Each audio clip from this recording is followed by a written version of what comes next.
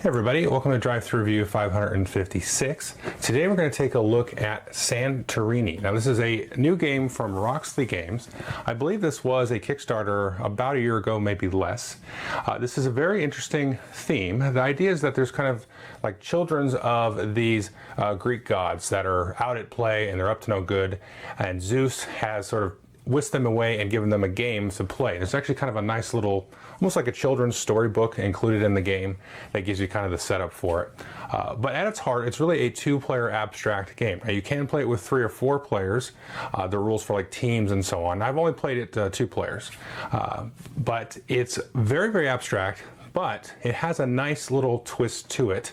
Not to spoil my review, but I'm not usually an abstract person, but this one kind of hits me on some different cylinders there. So let's take a look at how it works, and then I will tell you what I think of it. Okay, here's just about everything that you get in the game, and like I said, it comes with this kind of illustrated children's story just to kind of introduce you to the theme of it. It's just a nice little read there. So it may be as a way to get kids interested in this game because at its core, any child, well, according to the box, 8 and up can play this, and I certainly think that is the case. So next thing to notice here is this kind of cool 3D board here. If we take a look there, we've got that, sort of floating island type of thing. Now these are all 3 different pieces, so it packs away very easily back into the box and assembles very quickly there. Now as you can see, there's kind of this grid here, and what you're doing is literally building the island city of Santorini, which is a Greek island. Now the game does play up to 4 players. I have not played it with any more than 2. I'm going to spoil the review a little bit. There's a lot that I haven't done with this game, but there's a lot to this game. And the little bit that we've done, we've played 5 games of it now, has been awesome. So how this is going to work, I'm just going to explain how it works as a 2-player game.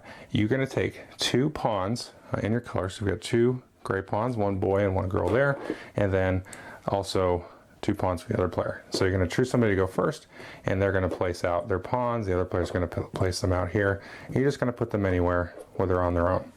And then your turn is very, very simple. So what you're going to do on your turn is you're going to take and move one of your figures there, and you can move to any of the 8 adjacent spaces, so you could move diagonally. So let's say we'll move her over here, and then you can build in any of the 8 adjacent spots. Now, building is going to go in a certain order. So here, there's nothing on the ground, so we're always going to take, in this case, a floor piece. So maybe she puts it there. And then blue, just for fun, is going to move over here. And let's say they wanted to also build here, they could build the second story piece there. So now we have this. And I'm just showing you all the levels here. So maybe we choose to move this one. She moves up here, and then she will build the 3rd level there. And then once again, maybe blue moves here, and then he builds, the top cap piece. So you may end up with different buildings of various different levels, but at most it will be as tall as that, sort of 3 stories with a little bit of a roof. Now, what is the object of the game? Well, the object of the game is to actually get yourself into a position that you can move up and be on top of that. So if you move any of your figures to that 3rd story, you immediately win the game. The other way that you can win the game is if you force it so that your opponent has no legal move and build. So if they can't move a spot and then build in the spot legally, then they are trapped, and then they have lost and you have won. So how do you actually get up here though? Well, let's reverse this down a little bit. Just take these off to the side, and then we'll say it's Gray's turn again. So they are allowed to move over here because it's one of the adjacent spots, and you can always move up 1 level. If we had this 2nd level here like this, then we can't move up there because you can't jump up that high. But you can always run up the stairs here. You can see that there, and always move up 1 level on your turn. So you can see you can try to build like, little sort of staired buildings to try to work your way up to the top. Maybe he moves over here, and you put this one out there like that. And then she jumps over here on her next turn and puts the 2nd story, and you can kind of bounce back and forth and work like little combos there. So that's all fine and dandy, and you could literally just play the game just like that, a pure abstract game. But here is where the fun comes in. We have here this giant stack of cards. Now, my particular edition came with a pre-bundled expansion. So I have some of those mixed in with here, and I feel like the game is all the games are gonna come with that, because as far as I know, I got the retail version. I'm not super clear because I know there were some special Kickstarter editions and all that kind of stuff. But even if it doesn't come with the expansion stuff built in, there's still a ton of cards here. And the expansion also comes with some other components, and I have no idea what these do, because as you're gonna see here, there's a ton in here. Now, this is a huge stack of cards, and what these are special abilities. And we have played multiple games here with the first 6 of these. So there's these whole ton of these we have not explored. And the way that it works, the rules tell you one player will pick one special ability per player. So in the case of like a 2-player game, maybe you pick these 2. And then the other player will choose from those available. So maybe I set these aside here, and then Billy says, I would like to play with Artemis, and then I'll say, well, I'll get Apollo then. And so this is a special ability that you have to break the normal rules of the game. But there's nothing stopping us from playing Athena versus Apollo, so to speak, or any combination of all of these. So there's a ton there. So let's just look at these first 2. And I'm just going to go through the ones that I've actually played, just to give you kind of a sense of the strategic depth here. So Artemis has the ability, when you do a move, you can move twice. So in this case here, let's just put these back a little bit. So if I was blue, I can go boom, boom, and then build around there. So you just break the movement rule just a little bit. And you can immediately see probably, if you think about it a little bit, how powerful that could be. You could get in a situation where you could block somebody off and drop over here, go ahead and like drop a cap maybe on top of this, making it so that they can't ever get to the top. Maybe they're working on a thing, so you can send your guy over there very quickly with this card. And there's a lot of things that you can do here. Now Apollo is a little bit more subtle, and Apollo allows you to actually trade places with one of your opponent's pieces, because normally they'll block you, you can't move where they're at. So in this case you could say, oh, I'm going to swap places with you, and now I've gotten out of maybe a jam that I'm in, and I can get out and try to do some more building elsewhere. So just playing with these 2 is going to add that little wrinkle to the game. Let's look at the next one here. Now Athena is a little bit more interesting. When she moves up a level on her turn, so let's say blue is Athena, boom, she moves up there. That means the other player on their next turn, they can't move up. When they move, they can't go up a level. So that's cool. Now Atlas here is very crazy. So Atlas, you can see he can put one of these caps down on any level. He could just put it on the floor, and then that creates a blocking space. So effectively, he's able to create blockers very, very easily and annoyingly for the other player. Let's just look at the other 2 that we played with here. So these 2 are sort of similar in that Hephaestus, when they build on a spot, they can actually build 2. So instead of just putting maybe this one down like that, you could do boom, boom, and then do 2 at a time. However, for your second build, you can't do a dome there, so you can't just cap somebody off like that.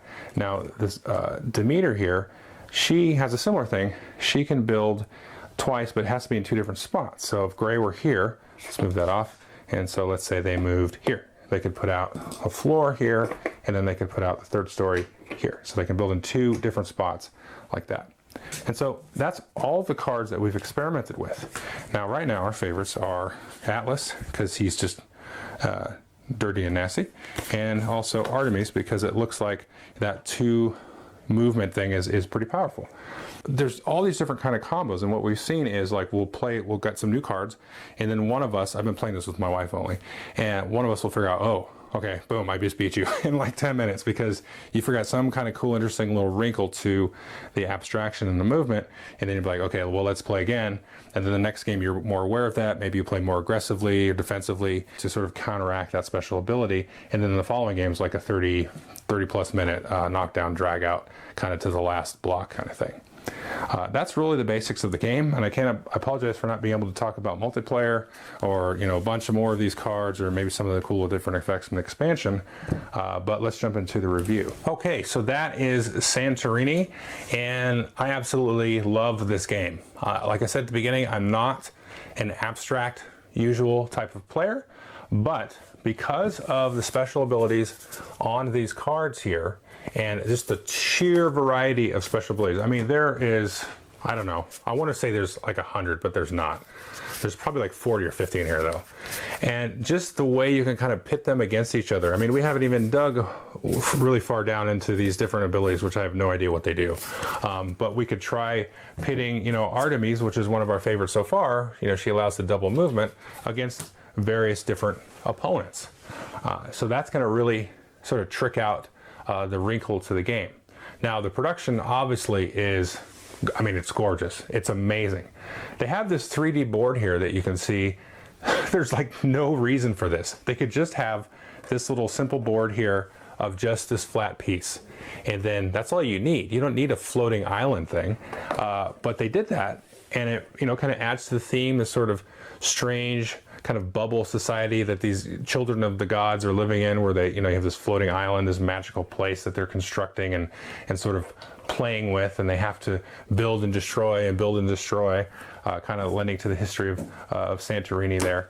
And it's just fantastic. I mean, these plastic pieces are nice and thick and solid, and they look gorgeous. And Santorini does look like this. You know, it's got that kind of traditional blue and white Greek, you know, color scheme there, and it's just fantastic. I mean, it's a pleasure to look at. It's cool to see it kind of build up, and some games will be very weird, and there'll be kind of weird little sprouts of buildings, and then other ones will kind of grow naturally, and it'll just get very crowded and congested.